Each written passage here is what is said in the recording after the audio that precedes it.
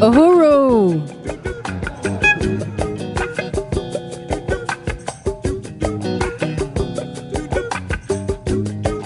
Uhuru is a Swahili word that means freedom. You're in for a treat tonight, and I'm not talking about the African dessert buffet. I'm talking about Omali Yeshitela.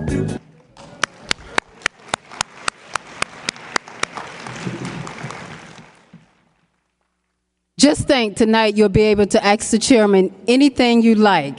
Well, not anything, but mostly anything. I am proud and honored to be standing here before you tonight.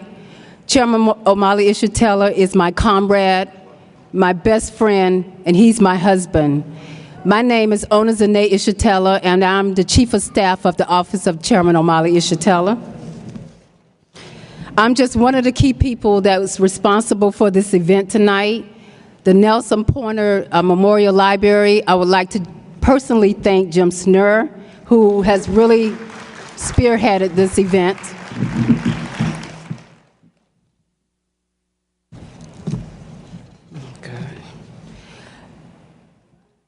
I see a lot of familiar faces out here tonight, and I want to say that I'm very, very happy that you came out to support this event.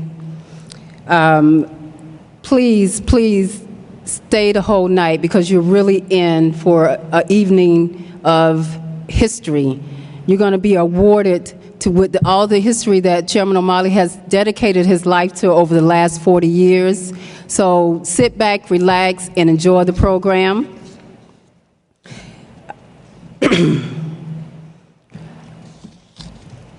I want to really thank the Poynter Institute Library for making this move. I call this a bold move because we're living in a world where the contests of ideas become more intense and important than any time in our recent history. Published ideas are a commodity, just like toothpaste and automobiles. Generally speaking, published ideas have to meet the needs of the market and not the people. And if someone is publishing ideas that challenge the profit-driven system, it is highly unlikely that they will ever be published. And if they are published, it is not likely that those ideas will receive legitimacy within the system being criticized. This is not only bad for the writers looking for publications, it is also bad for people who deserve the right to be informed and be informed with decisions and ideas that are good or bad. This is why the decision by the library to establish a section for the writings of Omali Yeshitela is so important and historical. The people are smart enough to make their own decisions about the values of ideas, that they should have the opportunity to do just that. Real democracy demands this, and we're glad to see that the Nelson Poynter Memorial Library and all of you will agree. The man who spearheaded this collection is Jim Snur. Jim is a native of St. Petersburg and a longtime resident of Pinellas County. Jim Snur currently serves as a special collection librarian at the Nelson Poynter Memorial Library at USF St. Pete. He has worked in this capacity since 2002. Snur has undergraduate degrees from St. Pete Junior College, the University of Tampa, and the University of South Florida. He has also earned master's degrees in history and library science from USF. As special collection librarian, he has helped to preserve and promote access to unique materials that describes and illustrates our cultural mystique of St. Petersburg and Pinellas County.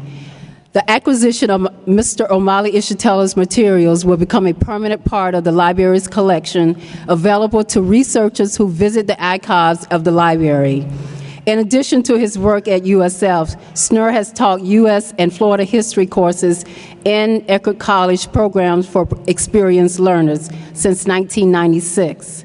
He is a past president of Pinellas County Historical Society. He has also researched the history of Black experience in Florida, including a chapter entitled Preserving in Florida, Preserving on the Home Front, Black in Florida During World War II, that appeared in the 1993 book, Florida at War.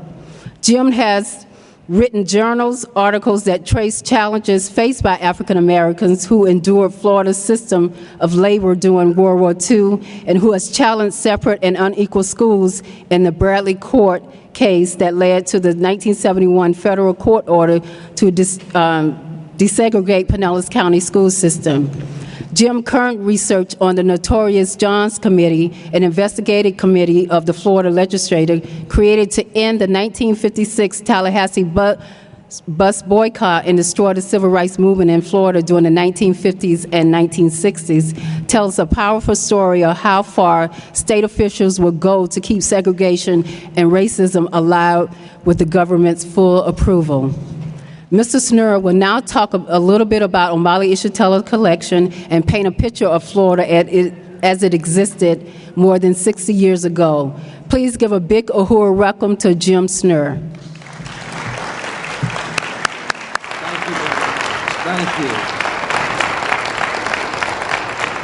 you. Good evening, everybody. We are here to celebrate the acquisition of a collection that will be available for researchers forever. That will be a scholarly contribution. The Special Collections area of the library has a responsibility to preserve local history and also notable individuals in our history who have helped to shape the course of events.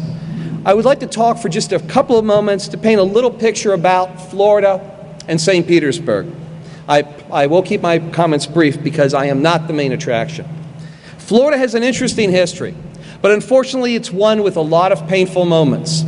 In the years immediately following Reconstruction, Florida leaders in some ways led the South and led the nation as they tried to perpetuate a system based upon segregation and inequality. Where plantations once existed in much of North Florida, sharecropping institutions replaced them. In some ways, Florida led the South. We all may have heard of the 1896 Plessy v. Ferguson Supreme Court decision, which had nothing to do with schools but was applied broadly. The purpose was to create so-called separate but equal. 11 years earlier, Florida had already codified that into its constitution. The rules are different here. By the early 20th century, lynchings and violence captured much of the state. Although these events occurred with alarming frequency throughout Florida, a couple of notable events, again, just to paint a picture of the world of Florida in the early 20th century. In November 1920, right after an election, a little town to the west of Orlando called Ocoee experienced tragedy as slaughter and attacks took place on the African American community. Approximately 40 to 50 people were killed in that massacre, and approximately 400 left the area. Of course, you are probably more familiar with what happened in January of 1923 in a place called Rosewood, a place that had been collectively forgotten by the historians for many years, but that we've recaptured. You may have heard of the Scottsboro Boys in Alabama. Well, Florida had its own version of the Scottsboro Boys in 1949 in Grovewood.